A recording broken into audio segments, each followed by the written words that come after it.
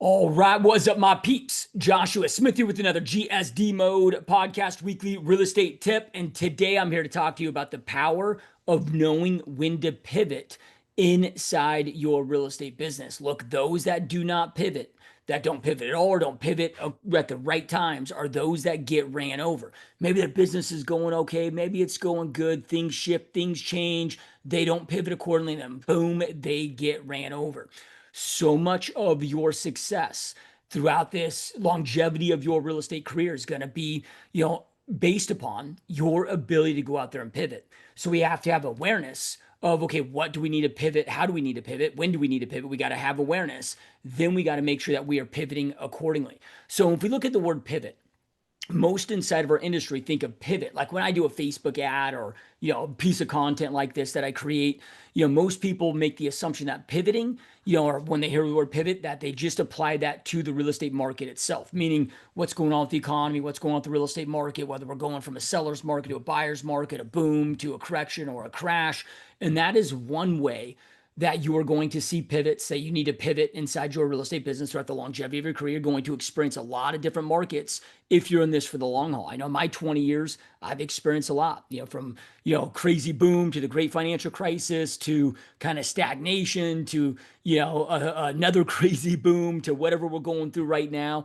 My whole 20 years has been full of adapting and pivoting to the changes that we are seeing. But there are other things that you have to have awareness of. There's actually three primary areas that you need to have awareness of right now, at least in my opinion, my experience, that I want to break down and share with you.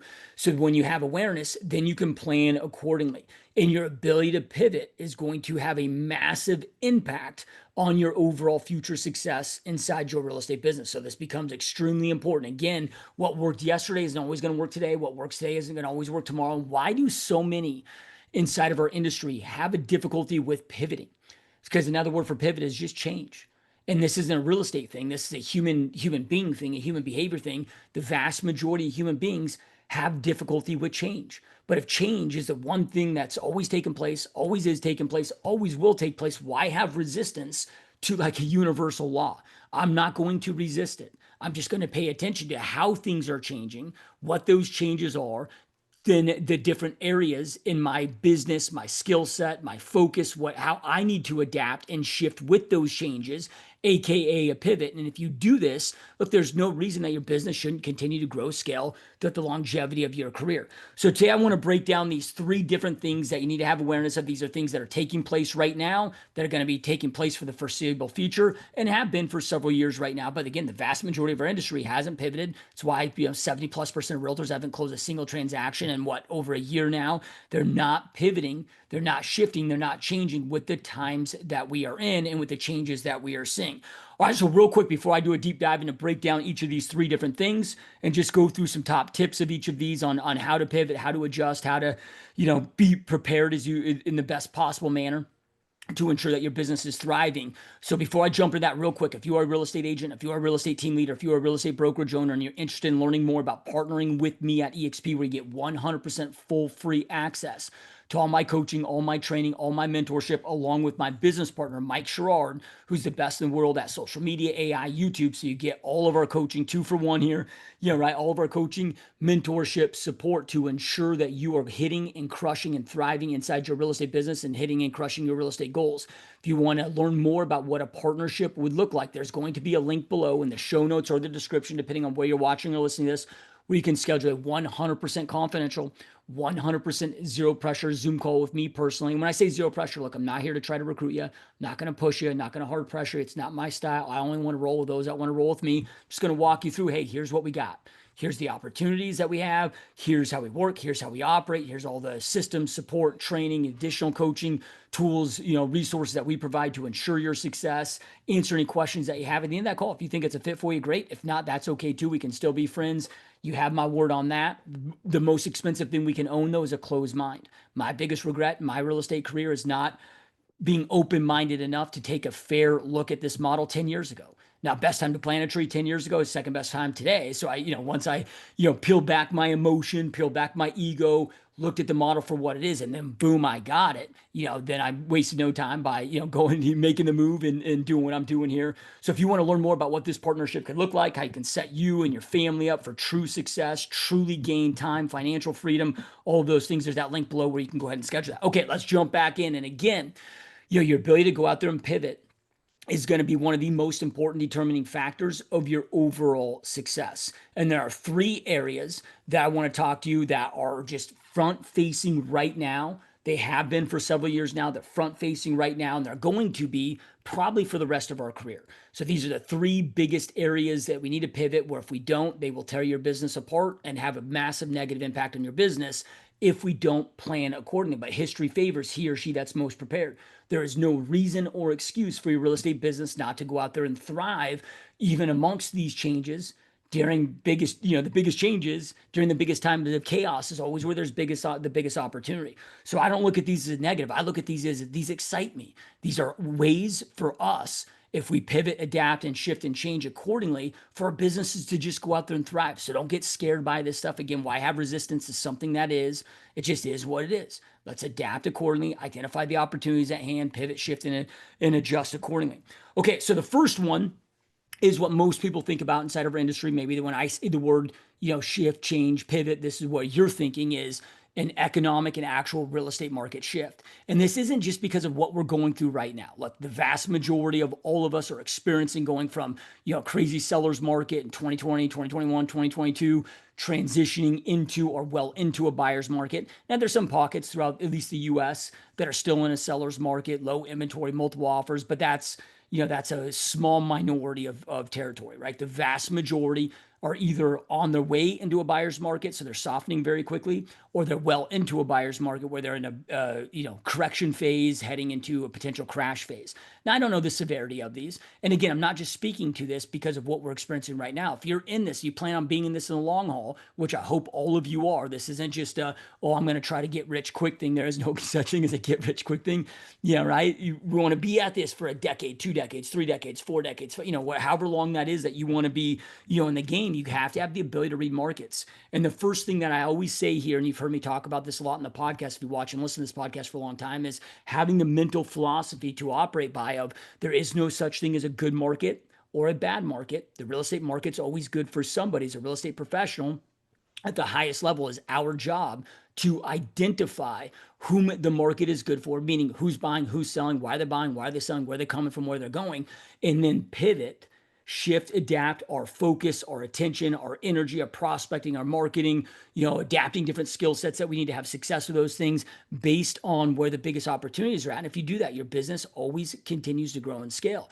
One of my first mentors told me, now this is a dude that still studied to this day, but, was, top agent, top team leader, top brokerage owner, been in this game for a long time, and there's a reason why I was strategic with choosing him as my first mentor. But he said to me, he's like, look, Josh, if you want your business to continue to grow and scale through the longevity of your career, he's like, get damn good at acquiring and servicing traditional buyers and sellers, get damn good at acquiring and servicing investors, then get damn good at acquiring and servicing distress. So distress would be like, pre-foreclosures, 30 plus day late, short sales, REOs, people in distress situations like a divorce, life situation changes, probate, so no matter what's going on with the economy, no matter what's going on with the real estate market, one of those is always going to be strong.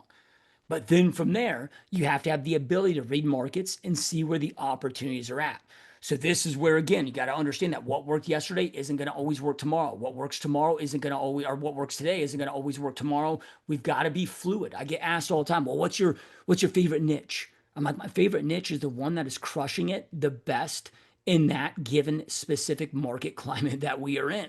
My whole entire career has been just kind of niche pivoting, based on where the biggest opportunities are at. And by doing that, and just analyzing and assessing the market and paying attention to, again, who's buying, who's selling, where they're buying, where they're selling, where they're coming from, where they're going, and the type of business that's going to be had, whether it be private equity firms, hedge funds, REO, short sales, reloads, whatever.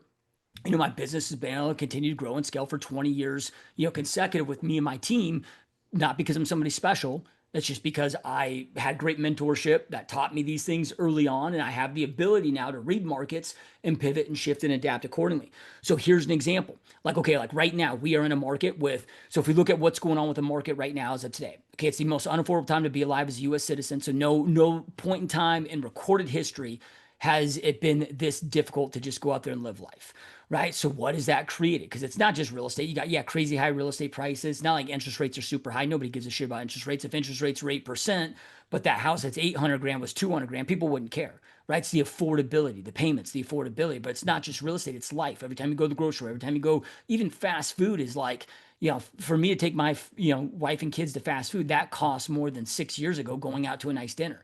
Like everything has just gotten so insanely expensive. So the net result of this is, okay, we got, the lowest transaction volume that we've seen since 1995. But in 1995, you had 78 million lesser Americans and you had a third of the amount of realtors. So right now, you could argue that right now, from a per capita, standpoint, that this is the most competitive real estate market that we've ever seen.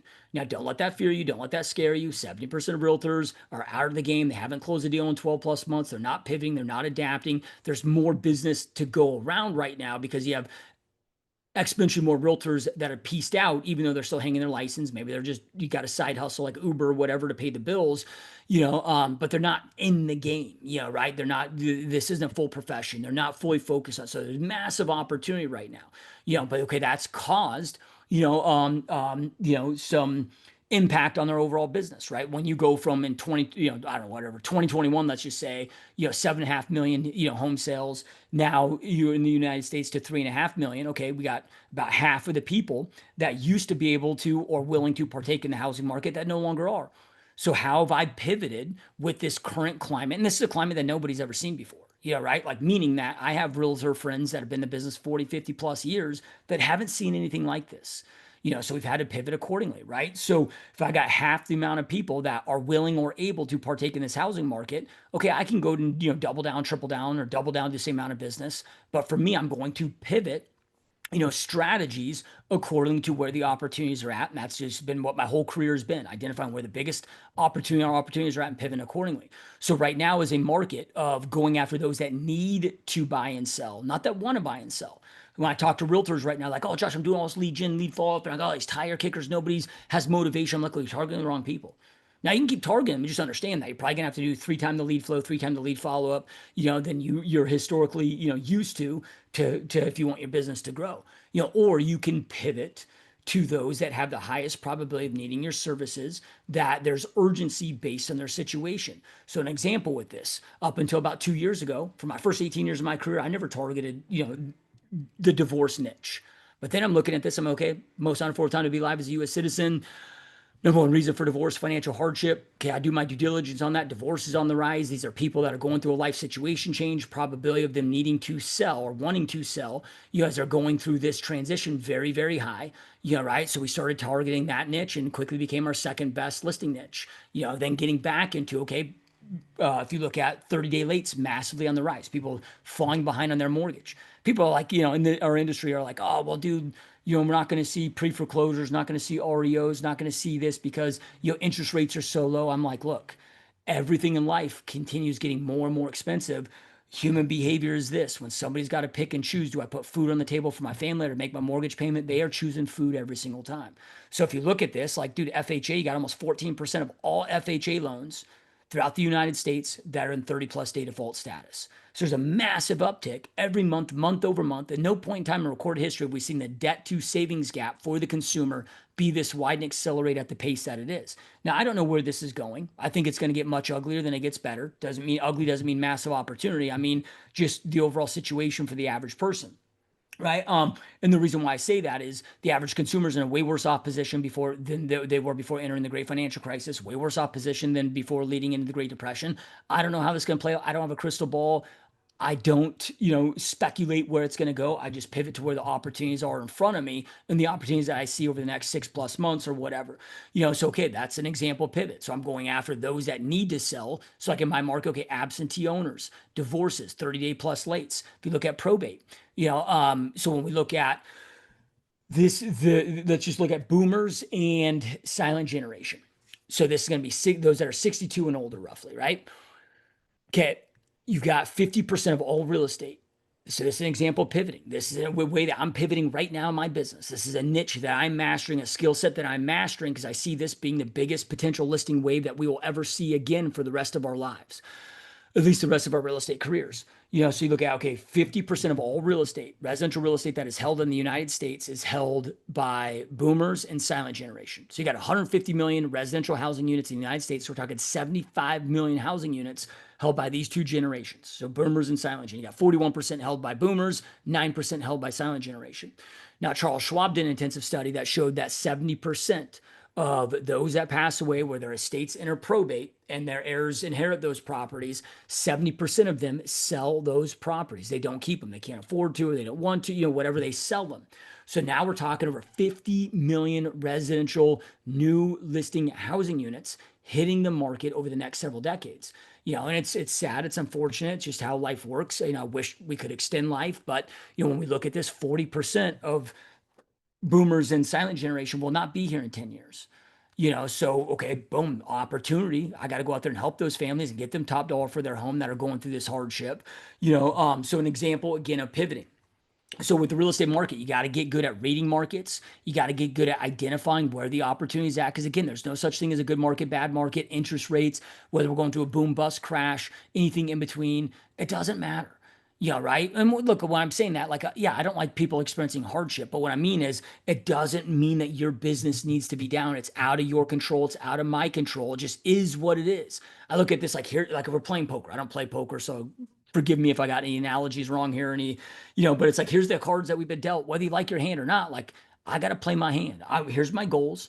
I cannot control what interest rates are. I cannot control what's going on with the housing market. I cannot control, these different, things that are beyond me and beyond you and beyond, our industry. But doesn't mean that I still shouldn't be attacking my goals, hitting my goals and making my goals. There's no reason for that unless I don't pivot, right? So it's like, hey, here's the climate. I can wish things were different. Yeah, I also wish there was no wars, there's no crime, right? But it just is what it is. I cannot control that. I'm going to focus on it. I'm going to control the things that I can control, right? So this is the situation. Here's where we're at. How do I best play the game? How do I best play the hand that I've been dealt to go out there and succeed? And if you do that, even during the worst housing market crash in recorded history, okay, I'm watching the market, seeing the writing on the wall, watching traditional business starting coming down. I'm looking at and assessing, okay, is there something I'm doing wrong? Can I, is there other opportunities here? But I'm just looking at the market, looking at closings, who's buying, who's selling. So we're seeing traditional business come down. We start seeing an uptick in pre-foreclosures and REO. So I'm continuing to watch traditional business come down and these other, businesses come up. So then I'm like, okay, I need to get in there. Not at the time, I didn't know what an REO was. I didn't know how to do a foreclosure. I didn't know what a short sale was. But we all got Google.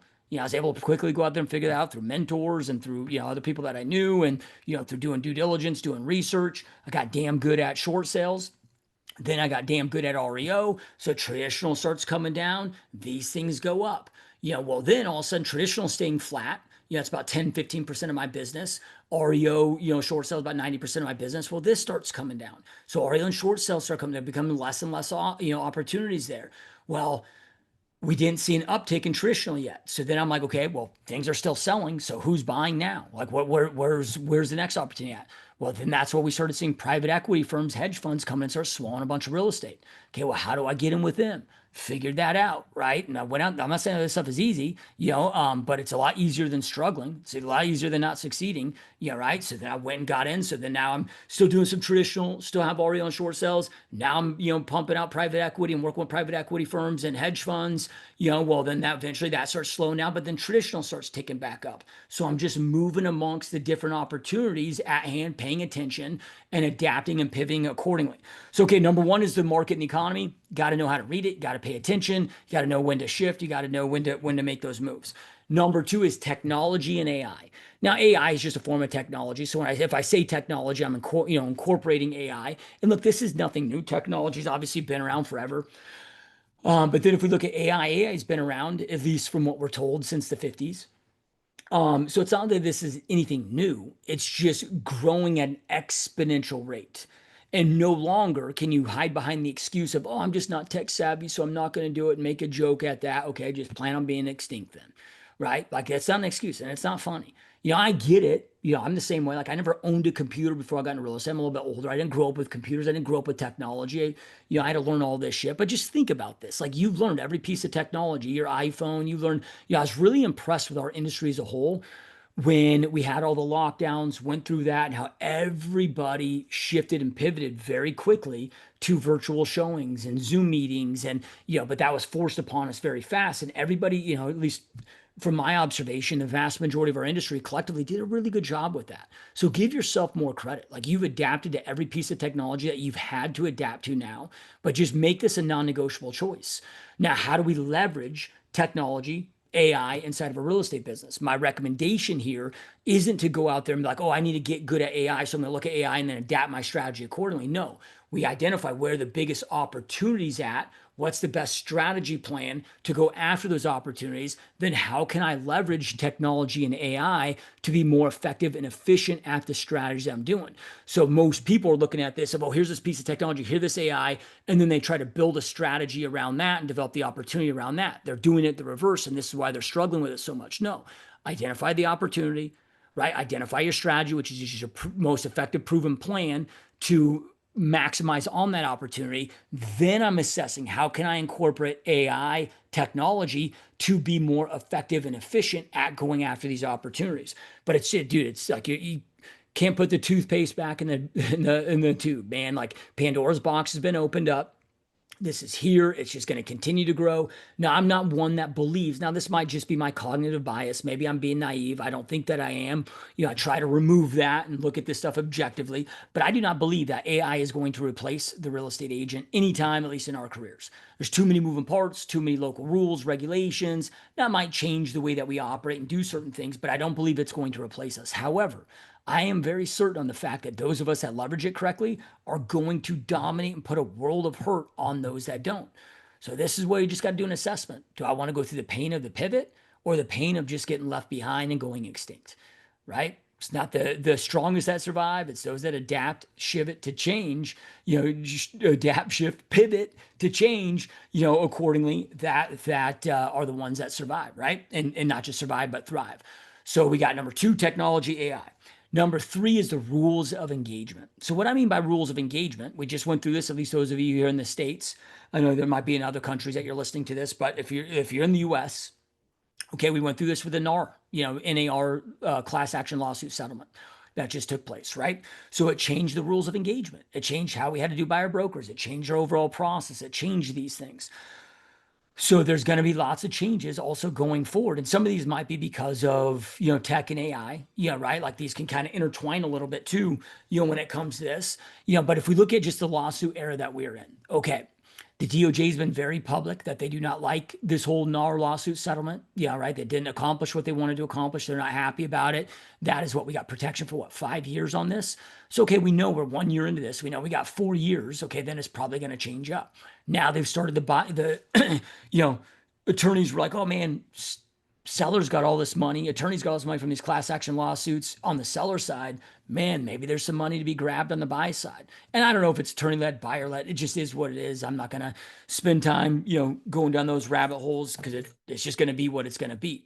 But now we're seeing the buyer side class action lawsuits. Like you already have big real estate firms. You may not have awareness of this, but that are doing big settlements already because those that settled early with the last one were those that got away with paying the least. So we're already seeing $40+ million settlements, by big real estate firms out there. So, okay, now they're, kicking up and starting the buy side class action lawsuit. Whispers on the street, at least that I've been told, is then the next one behind that's going to be RESPA, coming after RESPA, like with JVs. And, let's just be honest, as real estate agents, at least here in the United States, I'm not sure what all the, RESPA laws are in other countries or if RESPA exists in other countries. But like out here, okay, if I have a client that's like, hey, who would you recommend I use as a lender?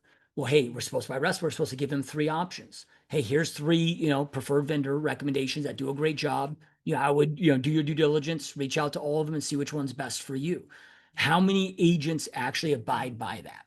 right? Here's 3 title companies. Here's 3, inspectors. Here's, whatever. Like, so, we know that there's a good chunk of our industry that breaks RESPA violations. And I'm not saying if they're coming after the individual agent. What I've heard anyway is they really want to crack down on, your team, mega teams and brokerage owners that are doing non-RESPA compliant joint ventures, non-RESPA compliant marketing, service agreements, things like that. But anyway, it's going to change, ongoing the rules of engagement. So then when that happens, like, I'm not whining about the NAR, whether you like it or don't like it, like, we could all have our opinions. And I'm not saying to not have your opinion, but to me, like, what good does it do to bitch, moan, and whine about it? It's just like, okay, here's what it is. I have no control over the 26 new forms or whatever it is that, my state came out with. Here's how we need to adjust those. So we spent months just breaking down every one of our strategies. What do we need to adjust? What do we need to change? How can we use this is, a plus side, as a plus to, you know, um, put us ahead of our competitors, to do a better service for our clients, right? To improve our strategies and breaking that stuff down, right? So when we break down these, okay, we got market and economic shifts and changes. We're going to continue throughout our career. We're going through a deep one right now, and probably going to, again, I don't have a crystal ball, but my prediction is things are going to get a hell of a lot worse before they get ugly, or before they get better. So we got, but it's not just about this. You're going to experience, again, buyers markets, sellers markets, neutral markets, booms, busts, everything in between. You're going to experience these different markets throughout your career. So we got to know when, how to pivot accordingly during those times. Then number 2, technology and AI. Again, it's just how do I leverage this, not to replace the human connection in the relationship. We don't want to commoditize ourselves, right? And so we're in a human relationship, human connection business. So I'm not utilizing it and leveraging it to replace the human connection. I'm looking at how can I be more effective and efficient at creating more human connections, right? How can I become more effective and efficient at my current strategies? And then the rules of engagement, right? New laws being passed, new rules, regulations, going to be a lot of the changes. And again, nobody ever promised us that things were going to stay the same. Things are going to, it's just part of life. So why have resistance to it? Just accept it, strategize, be intentional with this stuff, pivot when you need to pivot, shift when you need to shift, adapt when you need to adapt, change when you need to change. They're all words for the same damn thing. But if you do this, your business will continue to grow, scale, and thrive. If you pivot at the right times, in the right manner, adapt the right skill sets to ensure that you're pivoting correctly, your business, there's always opportunity to be had. People, I mean, people are always buying and selling. It's American dream.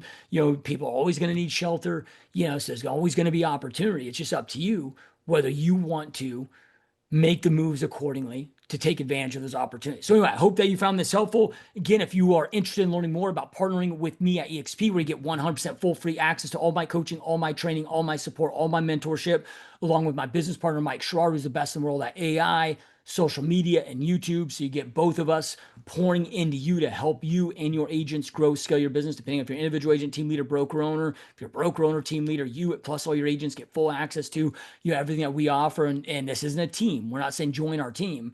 We're saying if we partner together over here, it doesn't cost you anything with how EXP's model is. It allows us to help pour into you to help ensure that you are set up for the most possible success and make sure that we're doing everything that we can to help you on your journey of accomplishing your goals. I truly believe that we can do more together than we can apart. So if you are interested in learning more about what all of this looks like, there's a link below in the show notes and in the description, depending on where you're watching and listening to this, where you can book a 100% confidential, 100% zero pressure Zoom call with me. When I say zero pressure, I'm not going to recruit you, I'm not going to push you, not going to pressure you. It's not my style. I'm just going to break down, hey man, here's everything that we got. Here's how we work. Here's how we operate. Here's all the additional systems, support, tools, coaching, mentorship that we provide to help ensure that you accomplish your real estate goals. Answer any questions that you have at the end of that call. If you think it's fit for you, great. If not, that is okay too. Just in my opinion, it's well worth your time to just jump on an exploration call, see if it might be a fit for you. Because like I said, if it's not, got nothing to lose. But if you discover that it is a far better opportunity than you are right now, might have the world to gain from it. So that link's below if you want to take advantage of that. And truly appreciate you guys. Keep crushing, keep kicking ass, and I will talk to you next time. Peace.